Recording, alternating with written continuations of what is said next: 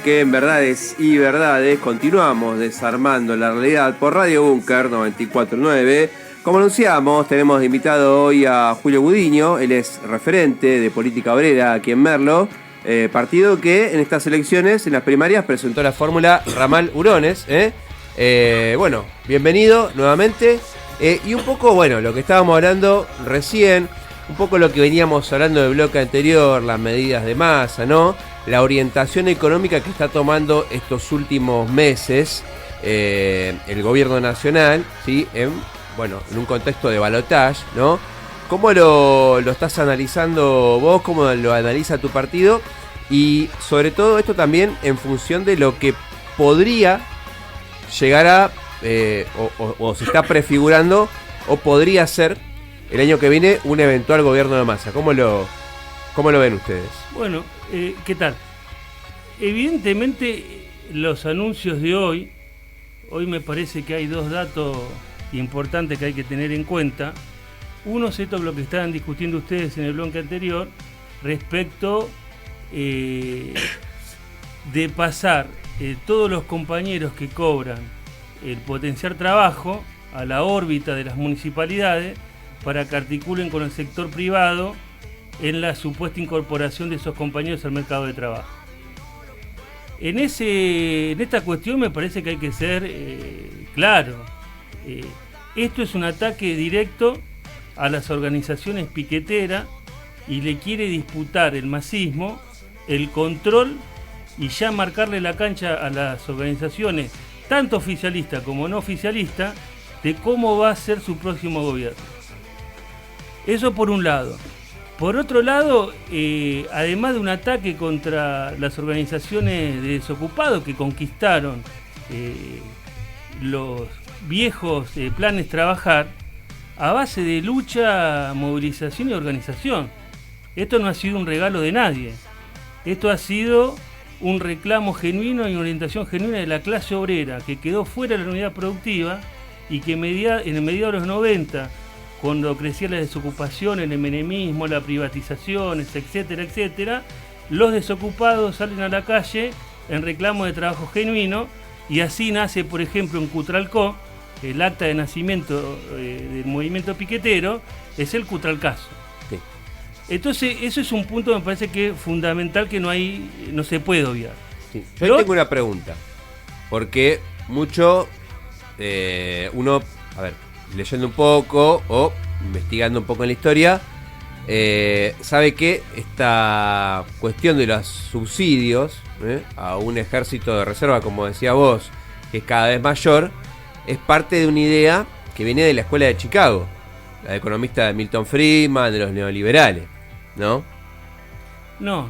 Digo, o yo me equivoco, o estamos pensando en que es una política que desalienta justamente el laburo asalariado, digamos. Es al revés. El movimiento piquetero surge como respuesta al incremento incesante de la desocupación por las políticas económicas de la convertibilidad, el menemismo, etcétera, etcétera, durante los 90. O sea, hay una relación de causa y efecto, no podemos invertir esa relación. El movimiento desocupado, ¿por qué surge? Porque crece el desempleo, porque el capitalismo, en vez de incorporar a los trabajadores al mercado de trabajo, al mercado formal, los expulsa. Cutralcó, que es una ciudad petrolera, a principios de los 90, hubo una pueblada, ¿y quién la encabezó? Los trabajadores ipefianos, o sea, los trabajadores que eran asalariados, oficio, tenían oficio técnico, etcétera, etcétera, etcétera, que habían sido despedidos por la privatización de Repsol y YPF y se pusieron a la cabeza de una lucha, pero no querían un bolsón de alimento, un subsidio y demás, querían trabajo genuino. Ustedes vean las imágenes o los reportajes de la época, la pueblada gritaba: queremos trabajar.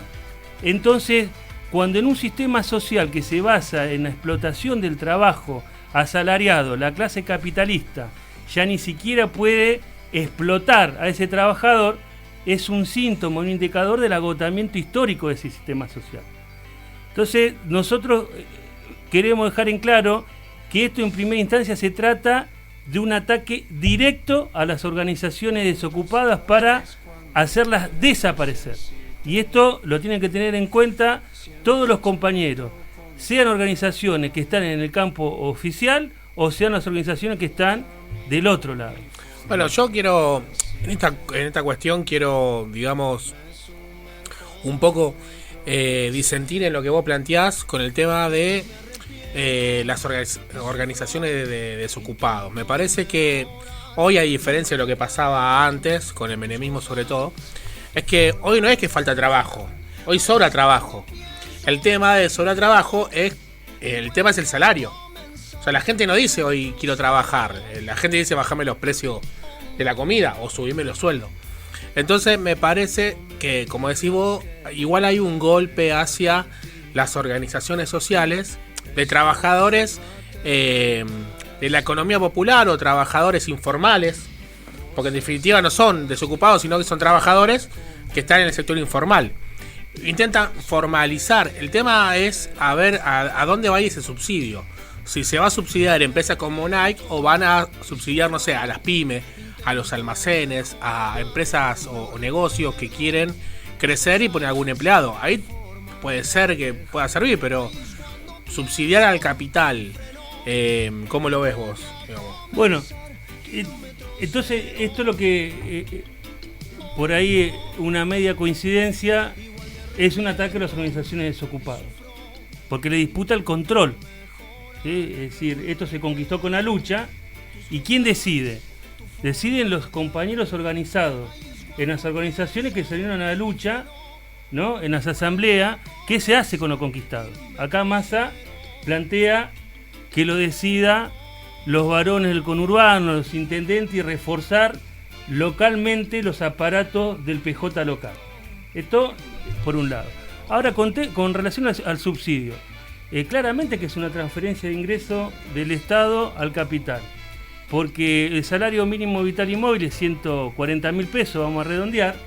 Un compañero con el potenciar trabajo cobra 60.000, la diferencia entre 140 y 70 la pone el empresario que supuestamente va a contratar a este trabajador. O sea que el Estado está subsidiando el 50% del salario. Oye, aparte... Y no solamente eso, además por 2 años lo exime de pagar cargas sociales, un doble subsidio del Estado al capital. Ahora, volviendo a un punto que me parece central que tocaste vos, es la cuestión de la caracterización si falta o sobra trabajo. Bueno, hay que mirarlo con relación a un sistema histórico-social concreto. Hoy para el capital, para los capitalistas, sobran 20 millones de personas en la República Argentina. ¿Qué es este crecimiento incesante de la llamada economía popular? ¿Que quiénes son? Y no son los compañeros de la UOM, los camioneros, los metalúrgicos, los del SUTNA, que en los años 70, 80, 60, en eso que se llamó la sustitución de importaciones, etcétera, etcétera, etcétera, estaban en la fábrica, organizados con sindicatos, legislación laboral, delegados y salarios que en promedio cubrían lo que se llama la canasta familiar. Entonces, hoy evidentemente si vos decís que el problema es el salario, es que para el capitalista sobra la fuerza de trabajo. Pero yo no digo que sobra porque el compañero no trabaje, no, sobra desde el punto de vista capitalista, porque yo contrato, capitalista, a un trabajador en la expectativa de obtener una tasa de ganancia. Si no tengo esa expectativa, no lo contrato. ¿Con qué lo sustituyo? Con desarrollo tecnológico. Cierro la idea. Sí. En los años, pero no del siglo XIX, la industria automotriz argentina, el mejor momento de la producción previo a la década de 90 fue el año 74. Llegó a producir más o menos como 200.000 unidades al año. Tenía 60.000 trabajadores en industria entre las empresas productoras de automóviles y los autopartistas. Hoy produce 10 veces más con el 10% de trabajadores. Está claro que la reproducción del capital en escala ampliada lo que va generando es una masa incesante de ejército de reserva que para ya ni siquiera reserva, porque en el concepto de Marx, del capital, del ejército de reserva, en los ciclos de ascenso del capitalismo, crecía la economía, crecía el empleo. Cuando se producía el desempleo, vino el ferrocarril, vino el teléfono. ¿Y qué ocurría? Toda esa masa de desocupados entraba a trabajar a nuevas ramas de la producción de un capitalismo que históricamente estaba en ascenso y en progreso social. Hoy, compañeros, si uno mira los ciclos económicos y los compara con el comportamiento del desempleo, el crecimiento del desempleo estructural se independizó del ciclo económico. Crece la economía, crece el desempleo. Hay recesión, crisis, crece el desempleo. Si no, ¿qué es lo que explica que Argentina hoy tenga más del 40% de la población por bajo del nivel de pobreza? Lo explica que hay una inmensa masa de compañeros que está fuera del mercado de trabajo y que se la rebusca como puede. Changuea, hace actividades productivas, vende empanadas, presta servicios, etcétera, etcétera, etcétera. Pero eso es condenar a los compañeros a pulular en su perspectiva de vida sin ningún horizonte de progreso social. Sí, hay una cuestión, Julio. Por una parte, acá estábamos hablando, un poco también a priorísticamente, porque no contamos con más información de la que, bueno, anunció el ministro. Algo se venía hablando dentro de las organizaciones sociales, digo, por formar parte de esta transformación de planes sociales en laburo genuino, además, que era un proceso que necesariamente debería darse, ¿sí? Pero vamos a tomar como cierto lo que vos decís. ¿Qué digo yo?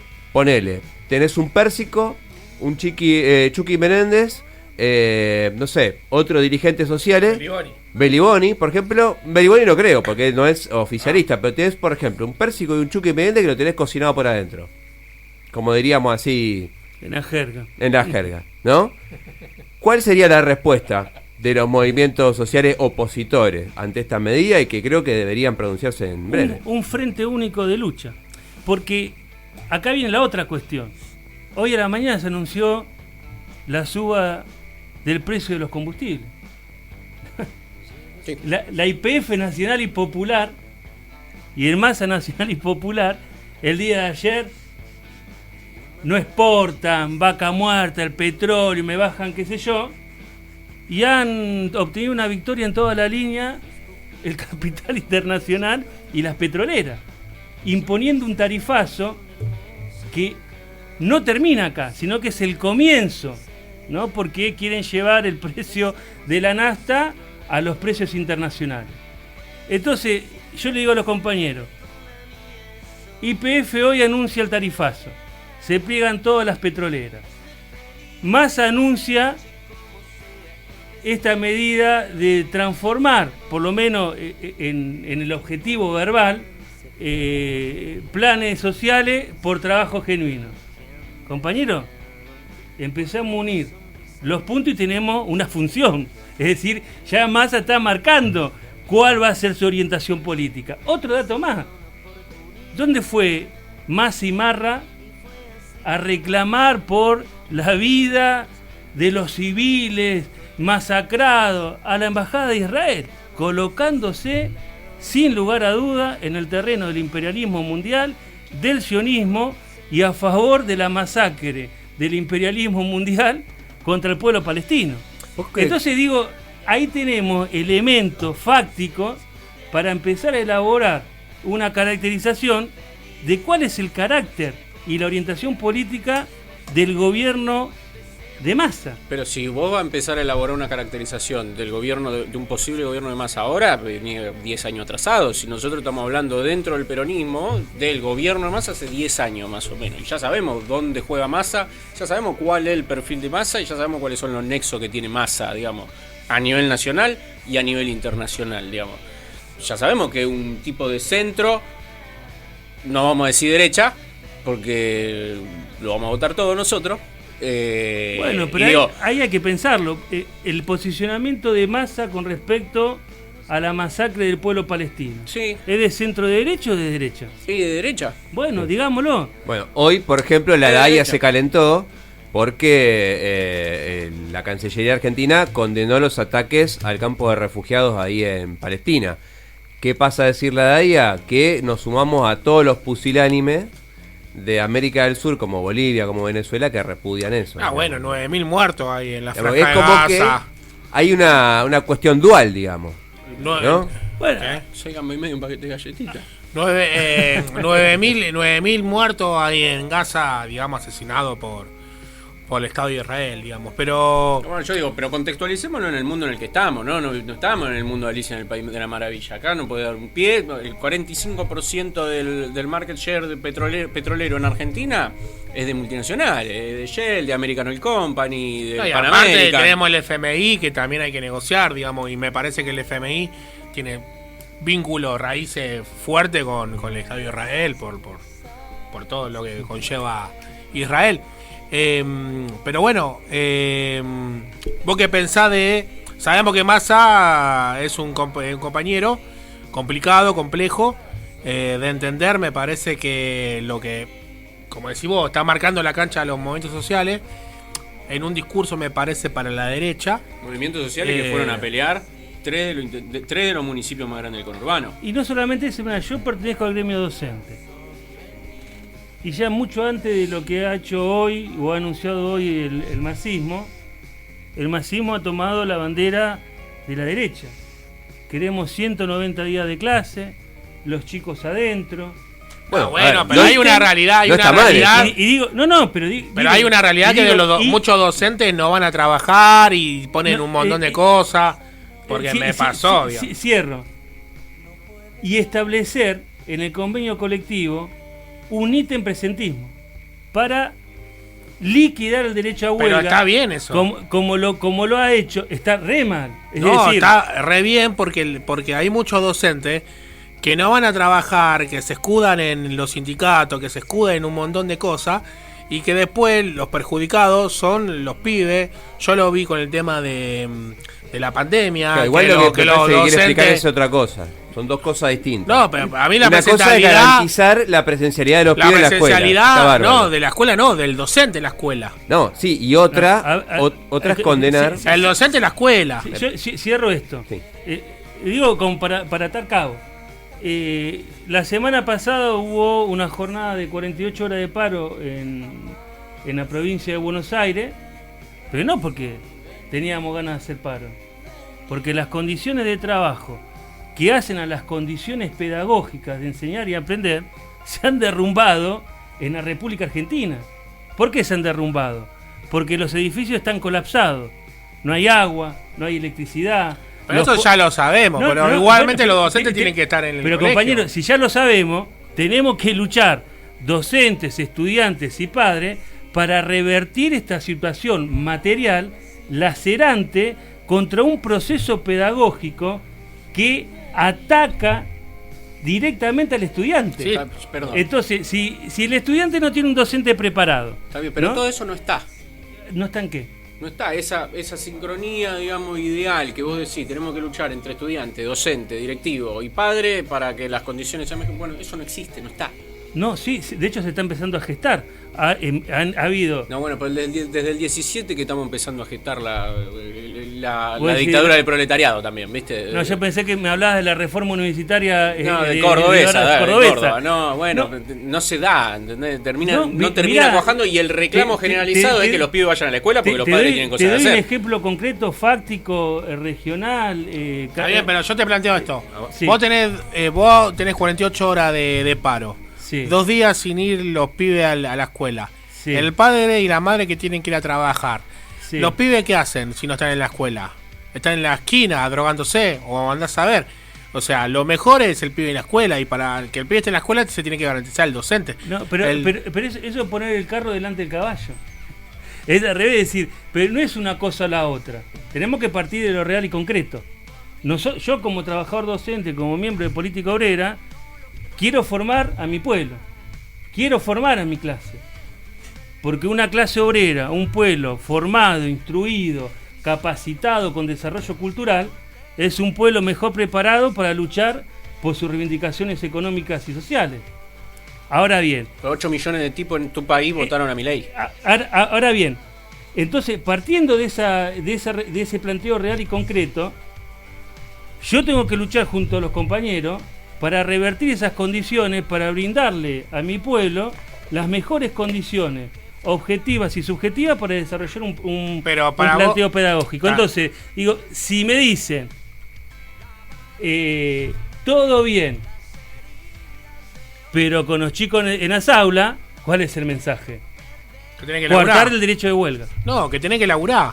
Es coartar el derecho de huelga. Llamalo como quieras. Yo para mí hay que laburar. Pero ¿vos estás a favor o en contra del derecho de huelga? Yo estoy a favor del trabajo. No, pero no, compañero.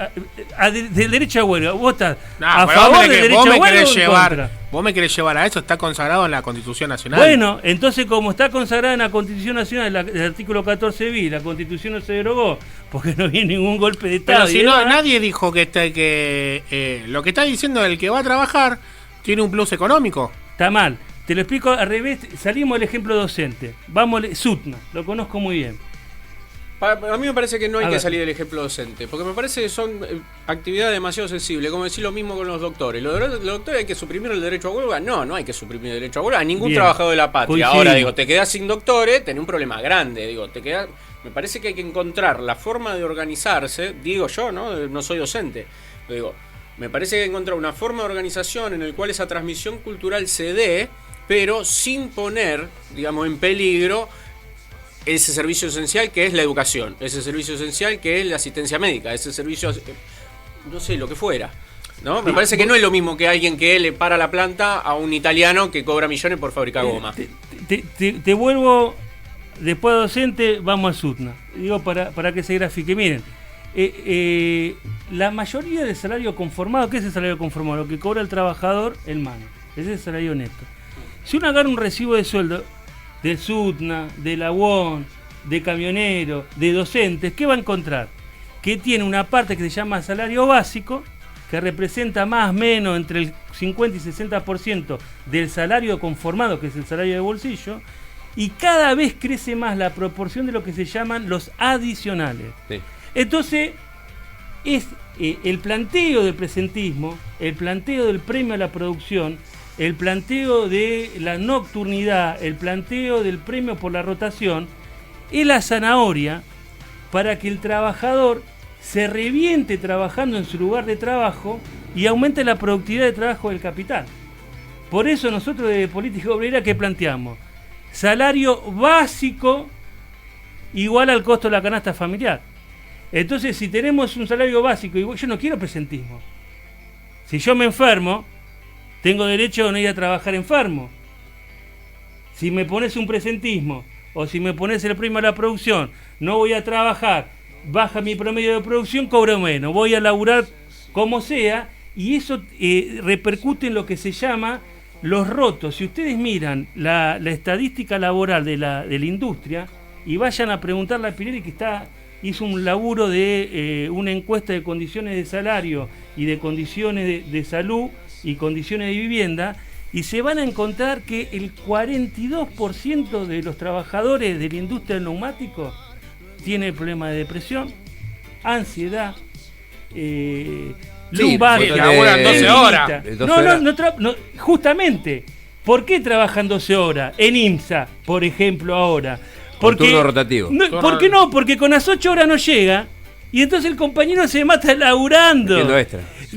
Entonces rompemos la fuerza de trabajo, y como yo creo que vos estás dentro del campo de la clase trabajadora y de la fuerza de trabajo, tenemos que rechazar ese tipo de orientaciones, no al presentismo. En el único lugar donde se metió el presentismo fue en Mendoza, y en Mendoza gobierna la derecha. Massa retoma, ¿entienden lo que digo? Un ángulo a la derecha. Pero vos no creés y que le marca el camino, le marca la cancha a los trabajadores docentes. Entonces tenés docente, desocupado. Pero vos no creés que hay una que hacen los muchachos, los docentes, no hacen a veces un poco de trampita con la cuestión de la licencia, de esto, que lo otro, lo aquello. ¿No votar a Massa? Porque Ahora en el próximo bloque volvemos sobre eso. O sea, yo creo que hay un poco de un abuso a veces de parte de ciertos sectores, de docentes que no van a trabajar, porque lo vi con mi hija, digamos, la pandemia, que no se conectaban porque decían no, porque no me ponen internet, y apagate el internet. Mira, Digamos, yo te hay un contesto montón de cosas, o no estoy preparado, y bueno, pero tenés que buscar en YouTube cómo entrar al Zoom. Digamos, hay un montón de cosas que por ahí se escudan en algunas cuestiones, y por qué no garantizan las horas de clase, y después de hora sí se ponen a hacer lo que tienen que hacer, digamos, si se quieren organizar. Mira, yo ese tipo de planteo lo escucho hasta incluso de algunos compañeros de trabajo que están en el campo del oficialismo, es decir, los dirigentes de la Celeste. Ahora, yo te hablo de la experiencia mía y de lo que yo conozco con los compañeros que trabajo. No conozco a todo el mundo, o sea, no conozco al 100% de los docentes. Vos mirá mi legajo y no tengo una falta.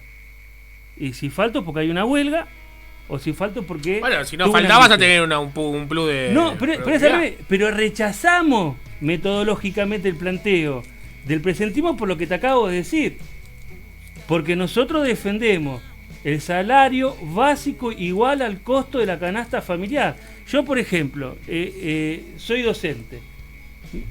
10 años formándome. Ahora, ¿tengo que seguir estudiando? Claro. Tengo que leer libros también. Sigo estudiando, lo hago. Si no me alcanza el salario y tengo que hacer 12 horas, yo siempre le explico a mis compañeros de los cursos, estudiar es un trabajo. ¿Por qué? Porque lleva tiempo. Hay que sentar la cola en la silla, hay que esforzarse, hay que tener un método, y eso lleva tiempo. Y si tenemos un docente con 10, 12, 14 horas de trabajo, ese docente no rinde y repercute negativamente sobre la calidad del proceso pedagógico. Y te digo más, y esa situación de tener un docente con 3 cargos o 2 cargos porque no alcanza el salario es lo que explica la suba de las licencias. Porque si una máquina funciona a las 24 horas, se gasta más rápido. ¿Se entiende? Entonces yo creo que hay que revertir el planteo del debate. El salario tiene que ser básico igual al costo de la canasta familiar. Rechazar todo tipo de planteo de presentismo porque es atentar contra el derecho a huelga, y defender a ultranza el derecho a huelga del docente, del petrolero, del médico, del ingeniero, de todo el mundo, porque esa es la única herramienta que ha usado la clase obrera desde que nació hasta el día de hoy y con la que ha conseguido conquista. Si entregamos eso, estamos atados de pie y mano, no ante más, ante cualquiera. Por eso nosotros defendemos a muerte el derecho a huelga y estamos en contra del presentismo en el gremio docente. No, ¿qué vas a decir lo último? No, que a mí me parece esto y cerramos.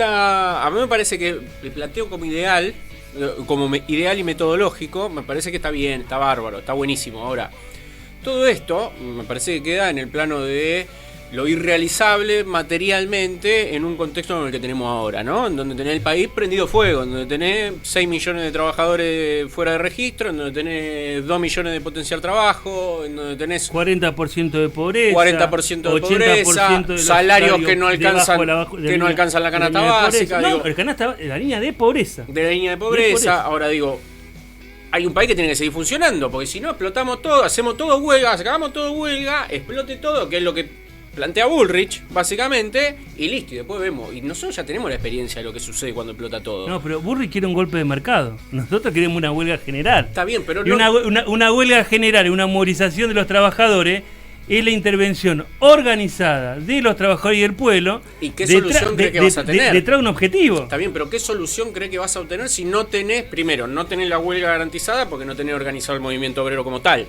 Digo, no, pero en esa huelga general vas a tener la mitad de los obreros que no se van a plegar. Yo te lo planteo al revés. Y más de la mitad de los sindicatos que no se van a sumar. Pero la huelga general, ¿sabes? Es interesante lo que vos planteás.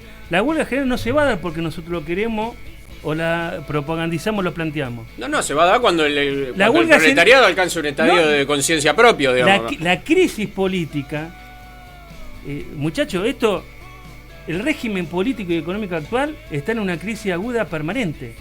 89, 95, 2001, y esta crisis es recargada a la enésima potencia. Aún así todo, el movimiento obrero en su conjunto no se moviliza en pos de un objetivo determinado que pueda llegar a conseguir de forma material.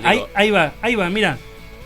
En el año, volviendo de nuevo al movimiento obrero, por ejemplo, en Sunda hay un convenio colectivo que era el 101-75. ¿no? Que siempre se habla de los convenios colectivos del 75, ¿por qué? Porque fueron los convenios colectivos en donde la clase obrera argentina, con un alto nivel de lucha, de organización, logró las mejores condiciones de trabajo y los mejores salarios de todo un periodo. Y esa huelga, ¿cómo arrancó? Con las direcciones de los sindicatos en contra, con el gobierno en contra. Es más, fue la primera huelga general que desarrolla el movimiento obrero argentino. Digo huelga general porque huelga hubieron muchas antes, por ejemplo Cordobazo, sí, ¿no? Y otras huelgas generales por rama. Pero huelgas de todo el movimiento obrero contra un gobierno peronista, 1975. Comienzan en junio, en mayo, en junio, contra el Rodrigazo, un plan de ajuste, de aumento de tarifa, caída del salario, pérdida de conquistas sociales. Y la huelga, ¿sabes cómo arranca?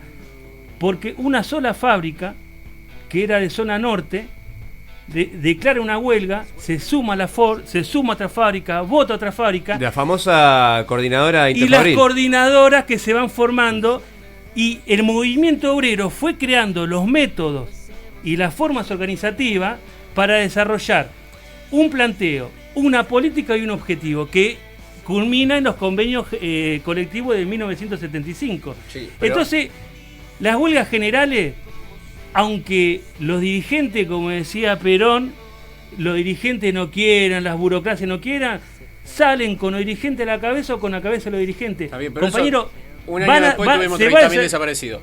Bueno, ese es otro debate. Ahora, no, es parte del mismo debate. Ese es otro debate. La misma, no estamos en el multiverso. Otro debate que lo dejamos para el próximo bloque. ¿Me vas a mandar una pausa? Sí, Marcelito, vamos a la última pausa de este Verdades y Verdades. Enseguida venimos. Está linda la charla, está picante. Último bloque de Verdades y Verdades. Continuamos desarmando la realidad. Y continuamos también charlando con Julio Gudiño. Él es referente de política obrera acá en Merlo. Un poco para ordenar, y yo tiro esto porque los muchachos lo veo con mucha ganas de debatir. Están... a uno se le está cayendo se le está cayendo el poncho y se ven los facones. Te digo. Sí, no, se están viendo el filo ahí. De refilón se está viendo nomás. Dos cuestiones. ¿A quién vas a votar ahora en el balotaje? Y una reflexión sobre el posicionamiento que hicieron hace un par de días Bregman, Del Caño y demás. Bueno, si escucharon lo que yo planteé, Política Obrera es la única organización de la izquierda argentina que llama a votar en blanco. Es impresionante, pero no llamamos a votar en blanco ahora en el balotaje. Llamamos a votar en blanco, a darle la espalda a todas las fuerzas políticas patronales el 22 de octubre. Y entonces acá se produce algo que a mí me parece muy importante, muy interesante, porque es un factor, por lo menos así yo lo entiendo, que esclarece los campos, los lugares en el campo de la izquierda. Una izquierda que se diga socialista, revolucionaria, tiene que trabajar siempre por luchar por el derrocamiento de un sistema político y social que está en decadencia desde el 89 para acá. Y por lo tanto, FITU entró en una crisis fundamental, y el resto de la izquierda también, que no está agrupada en el FITU, que ha llamado a algunos a votar directamente a Massa, porque entienden que es el campo democrático y progresivo contra el fascismo, y otro sector de la izquierda que con eufemismo, palabras raras y voltereta dicen, por ejemplo, no votamos a Milei, no llamamos a votar en blanco e impugnar, pero no apoyamos a Massa. Ahora, en un balotaje, si no votás Milei y no llamás a votar en blanco, estás llamando a votar vergonzosamente ¿a quién? A Massa.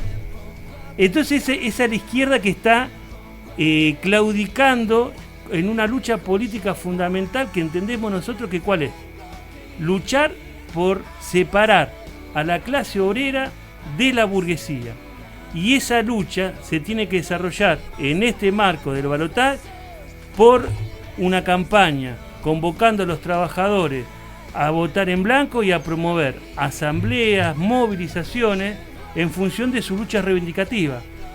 Ahora, ese es el eje que plantea Político. A mí me parece una irresponsabilidad total, te lo tengo que decir. Me parece una Ya lo irresponsabilidad comenté total para con todos los compañeros, de tu propia organización, de cualquier organización, para todos los compatriotas, digo. Me parece lo que se pone en peligro ahí, ¿por qué? Porque esa instancia de organización en la cual vos decís, muchachos, votemos todo en blanco. no está cerca del micrófono. Hablale al micrófono. Votemos todo en blanco, organicémonos de alguna manera para defender nuestra clase, para defender nuestro derecho, para ir en contra de este sistema que es patronal, todo lo que vos quieras. Digo, me parece que ante la ausencia de esa instancia, lo que vos estás haciendo es diezmar aún más los ingresos de tus compañeros, que igualmente tienen que seguir laburando, que no van a hacer una huelga general. ¿Por qué? Porque ya quedó demostrado que hay 8 millones de tipos que lo votan a Milei, porque ya quedó demostrado que hay 9 millones de tipos que lo votan a Massa, que no se van a mover de ahí. No vas a tener 20 millones de votos que vayan a votar en blanco para poner en crisis un sistema patronal, y lo que va a suceder es que va a acumular posibilidad de victoria Milei, y lo que va a suceder es que van a pasar más hambre de la que van a pasar con Massa. ¿Por qué? Porque el modelo distributivo es otro. Porque la coparticipación en la repartición del Producto Bruto Interno va a ser menor per cápita inclusive. Digo, vamos a participar menos del capital. Nosotros vamos a tener más hambre, vamos a cobrar menos, nuestra guita va a alcanzar para menos. Tu compañero, mi compañero, toda la población va a tener menos guita, va a poder comer menos, y si comen menos, van a tener menos posibilidad de organizarse para lo que vos querés hacer. Sí, yo acompañando un poco lo que dice Ezequiel, me parece que más allá de la irresponsabilidad, se entiende, y alguien decía, no me acuerdo quién era, que el sistema democrático es mucho mejor que otros sistemas, sobre todo el dictatorial, como plantea Milei. Pero además, vos hablas de tarifazo, cuando aumentó un 7%, digamos, lo que es hoy los combustibles YPF, 7% de 300 pesos pasó a 325 pesos, o sea, nada. Cuando Milei plantea que lo rija el mercado, que eso significa que la nafta, en vez de pagar 325, 350, 400 pesos pasa a 800. Entonces, hasta Bregman dijo que no es lo mismo, o Castañera también dijo lo mismo, que recién te estaba escuchando que le estaba criticando, que no es lo mismo Massa y Milei. ¿Para vos Massa y Milei son lo mismo? Bueno, evidentemente nada es igual a nada. O sea, Massa y Milei, lo quiero ratificar con todo énfasis, no son lo mismo. Y hasta incluso no representan exactamente las mismas alianzas de clase unos y otros. ¿Sí? Ahora bien, dicho esto, la otra gran pregunta. ¿No va a haber una huelga general porque 8 millones de compañeros votaron por Milei? En 1999, la Alianza despojó al menemismo en la elección de la Rúa Duhalde, la esperanza, el hambre cero, la corrupción cero, y 2 años después, los mismos electores que votaron por la Alianza se levantaron en masa contra el gobierno de la Alianza y salieron a la calle a producir una de las mayores huelgas generales de la historia contemporánea de la República Argentina. Pero Massa no es de la Rúa y no tiene el gabinete. Ahora, esa huelga general, ¿cómo se gestó? 10 años antes con el Cutralcazo. Plaza Wincul, Cruz del Eje, Tartagal, Mosconi, el Santa Guiñazo.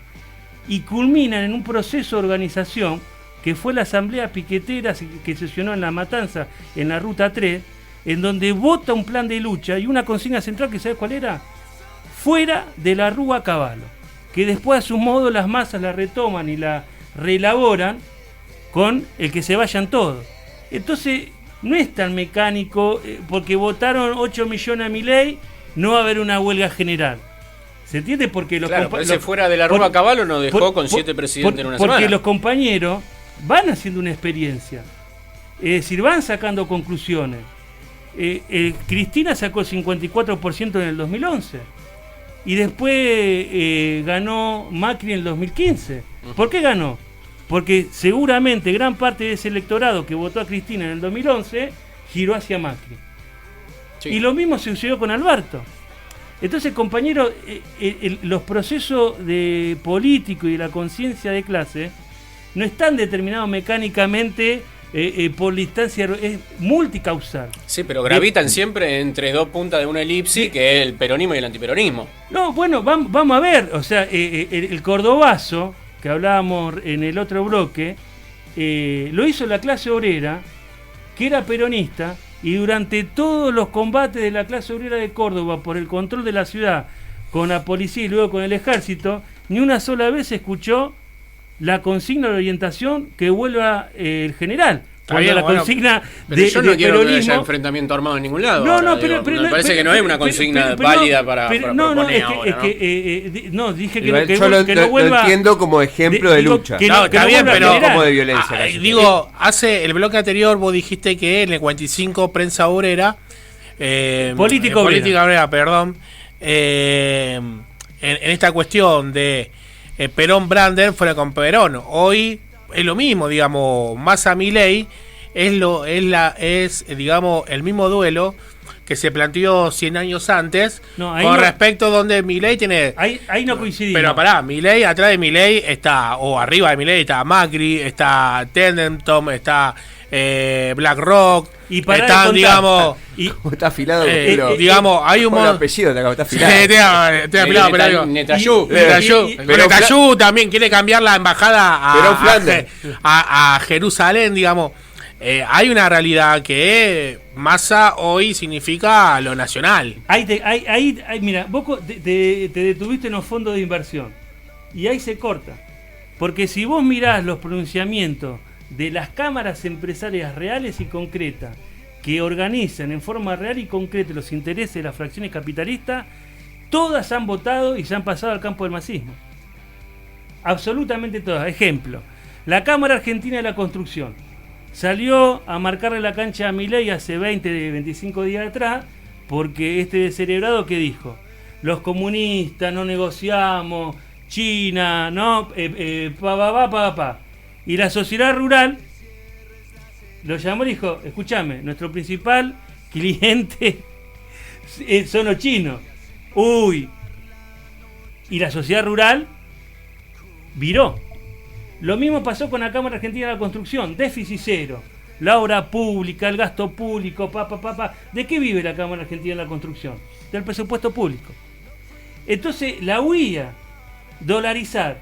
Y bueno, si dolarizamos, Argentina tiene que estar en igualdad en condiciones de competitividad y de productividad con el mercado mundial, quiebra el 90% de la industria argentina, sobrevive Techin, Arcor, 2, 3 más. Claro. Entonces, la clase capitalista en su conjunto ha virado hacia las posiciones de Massa. Bueno, pero el peronismo es capitalismo. No, bueno, pero pará. Pero, sí es capitalismo, pero no era la embajada yanqui. Hoy bueno, Massa es Stanley. Y bueno, pues eso es una puja que se perdió hacia adentro del peronismo. Entonces, y te voy más a fondo. Si ustedes leen la editorial nuestra de por qué votamos en blanco, que creo que le escribió Altamira, ahí plantea una idea muy profunda. Acá estamos asistiendo a un cambio de época, como fue el año 30, en donde se está formando esto que hablábamos recién de los bloques sociales, que fueron los protagonistas una década y media después. Pero ahora, entre un imperialismo en decadencia, que es el imperialismo norteamericano, y un imperialismo en ascenso, que es el imperialismo chino. Ahora, evidentemente Massa representa lo viejo, lo arcaico, el pasado y los intereses más concentrados de la burguesía. Por eso no coincido en que tenemos dos campos, uno progresivo, que no es dos campos burgueses, vamos a decirlo con toda la letra, y que uno sea más progresivo que el otro. No, yo creo que hay un campo burgués que es el de Massa tal vez, y un campo oligárquico que es, digamos, Milei con Macri. Perón decía: la única clase de hombre que existe es el que trabaja. Entonces entendemos que la burguesía y el proletariado son los que trabajan. Y por otro lado también vos hablás de Massa es lo viejo, pero Massa tiene relaciones con el imperio naciente que es China. Por eso mismo le pudo sacar 25.000 palos. A los árabes le sacó 5.000 palos más. Digamos, también me parece que es el que está más preparado hoy para las relaciones internacionales y que garantiza cierta estabilidad política y social dentro de Argentina que no así Milei. O sea, recordemos que Milei, digamos, vanagloria a Videla, a la dictadura, está a favor de un montón de cosas que en esa cosa no puede ser indistinto política obrera, me parece. A mí me parece que vamos a comer menos todo, básicamente. El análisis superestructural me parece bárbaro. Ahora yo digo, en lo inmediato vamos a comer menos si gana Milei. Si ahora comemos poco, si gana Milei comemos menos. Y digo, a mí me parece que eso es un golpe a la posibilidad de organización popular. Esta la que vos con tu ideal y con tus métodos y tu programática, y yo con la mía también busco de alguna manera. Me parece que eso es una dificultad más que se nos suma a la hora de no poder garantizar cierta cuota alimentaria. No coincido, creo que te equivocás. Massa lo dijo claramente. Déficit cero. Nosotros, nuestro programa de política económica, vos en la política económica tenés política fiscal, sí, política monetaria y política exterior. Sí. Ha dicho claramente que en el campo de la política fiscal, Massa, campeón del déficit cero. Sí, pero le quiere sacar el 5% del superávit a las partidas indiscrecionales que tienen los privados en relación al PBI. Pero es al revés, aumentaron los subsidios. Y recién con lo que estábamos hablando de las organizaciones piqueteras, va a crecer el subsidio al capital. Y te digo algo mucho más elemental todavía. ¿Por qué Massa quiere déficit cero? ¿O por qué quiere lo que se llama un superávit primario fiscal? Decime. Porque va a pagarle al Fondo Monetario y a todos los acreedores internacionales. Pero hay que pagarle a los fondos monetarios. Nosotros estamos en contra. Claro. Yo también estoy en contra de pagarle. Bueno, entonces pero ¿por qué votamos a Massa? Porque es el que me garantiza. Porque está del otro lado Milei, que es un monstruo, con Macri y Patricia Bullrich. O sea, da a entender que a vos te da lo mismo. Inclusive yo podría pensar que vos preferís a Milei, porque en definitiva es eso. O sea, lamentablemente hay dos: Massa o Patricia Bullrich, y Milei y Macri. O sea, hay dos. Si no se está con este, se está con este. O sea, nosotros no vamos a legitimar con nuestro voto, ni tampoco vamos a convocar a los compañeros, al pueblo, a los trabajadores, a darle legitimidad con el voto a una fuerza política y un régimen político que está en decadencia. Sino que vamos a llamar al pueblo y le advertimos que esto está en decadencia y que la salida es organizarse, movilizarse, promover las asambleas e impulsar la huelga general para llevar los salarios igual al costo de la canasta familiar, repartir las horas de trabajo sin afectar el salario, dejar de pagar la deuda externa. El FITU y la izquierda han claudicado ante la lucha más importante que tiene una izquierda que se diga socialista, que es luchar por la independencia de clase. La independencia de clase no quiere decir que vos no haces alianza con nadie. No, quiere decir que vos conquistás una organización, un programa y una orientación de la clase obrera que pretende ser el caudillo de la nación. Pero no es una izquierda más racional. Sí, la última. A ver, para ordenar un poco, dejar de la cuchara a los demás también. Yo hago la última, que ya también, aparte, digo, nos vamos. Hagamos una proyección, ¿no? De acá a un año. Dos posturas o dos escenarios posibles. Si gana Milei o si gana Massa. ¿Dónde estamos de acá a un año? Yo creo que vamos al desenlace de una gran crisis económica y social, producto de un régimen que está absolutamente quebrado y que en ese contexto el escenario va a ser una agudización del conflicto social, es decir, una agudización de la lucha de clase, gane Massa o gane Milei, porque lo que está agotado acá no es solamente la fuerza política que intenta representar a las clases y gestionar el Estado. Está agotado el sistema social en su conjunto. Y en ese sentido, lo que nosotros damos por descontado, que los trabajadores se tienen que preparar, desarrollar la unidad más absoluta en el campo de la lucha para enfrentar una crisis social que acecha al conjunto de los trabajadores. Y quiero terminar con esto de Bullrich. Nosotros no estamos a favor de que esto estalle. Nosotros estamos a favor de la organización, la unidad, la movilización, la lucha y la preparación de la huelga general para superar la bancarrota de un régimen social que está hundiendo a las masas en una situación de pobreza inédita. Tenemos 42% de pobreza y creciendo. ¿Qué piensan ustedes que va a pasar el 10, el 20 de diciembre o cerca de la fiesta, cuando cualquiera de los dos candidatos capitalistas que gane lleva adelante lo que dicen abiertamente que van a llevar, que va a ser una devaluación? Sí, el tema de cuánto va a ser esa devaluación. ¿Qué controles se le puede poner a esa devaluación, a esa tasa de devaluación? ¿Qué controles se le puede poner a esa fuga de capitales que va a venir con esa devaluación? Digo, me parece que no es exactamente lo mismo. La experiencia histórica dice que el pueblo con el peronismo come más. Para mí está todo bien, yo no entiendo de economía, no, hay cosas que se me escapan. Digo, ahora, que el consumo de carne durante el gobierno peronista es mayor que durante los otros gobiernos, es histórico. Es un mal ejemplo, che, con el de ahora, bueno, pero eso porque pusimos un radical de presidente, claro, y nos equivocamos. Está bien. Con Menem también, digamos, no hablamos del proceso de infiltración del neoliberalismo a través de los movimientos nacionales y populares en toda Latinoamérica también, porque nada, era peronista, y Menem era peronista, y sí, ya sabemos que era peronista, y los 90 fueron los 90 también. Digo, comemos más con los peronistas, ¿me entendés? Esto es lo que yo digo que no va, en donde yo digo, muchachos, sí, se tienen que posicionar. El decir votamos en blanco es decir, bueno, yo te lo dije, y sí son lo mismo. No son lo mismo, muchachos. Una cosa es comer carne, aunque sea una vez por semana, y otra cosa es no comerla nunca la carne. Digo, me parece que eso es lo que se disputa. Una cosa es que los pibes tuyos puedan tomar una leche, y otra cosa que no.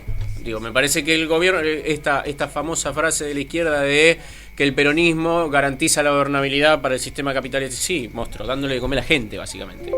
Mientras esa instancia de organización que vos decís que necesitábamos no existe, porque no está, porque hay que alcanzarla de alguna manera. Ahora, si la gente no puede ni comer, no la vamos a alcanzar tampoco, por más que estalle o por más que no estalle. Digo, esa es un poco la reflexión mía. Julio, muchísimas gracias por la visita, un placer como siempre, y bueno, sos bienvenido cuando quieras, muchachos. Y para seguirla, nosotros tenemos... seguirla porque está linda para darle nos quedamos cortos de tiempo, pero bueno, el operador también está laburando, es otro laburante. Sí, y no hay usemos, que también. Y estamos extendiendo la jornada de trabajo y no se la paga nadie encima, claro, que es lo peor de todo. Sí. Y después somos claros, bueno, por supuesto, como siempre, acá el único que labura en la operación técnica, Marcelito Bertoli, como todos los días. Les decimos a nuestros oyentes que nos sigan en nuestras redes. Estamos en Facebook y en Instagram como Verdades y Verdades Radio. Estamos en Spotify y tenemos página web que es www.verdadesyverdades.com.ar. Y también tenés que seguir a Radio Búnker en sus redes, en Facebook, en Instagram, en Twitter y en la página web www.bunker949.com. Muchachos, gracias por venir. Buen programa. Nos vemos mañana. Que tengan una excelente noche. Adiós.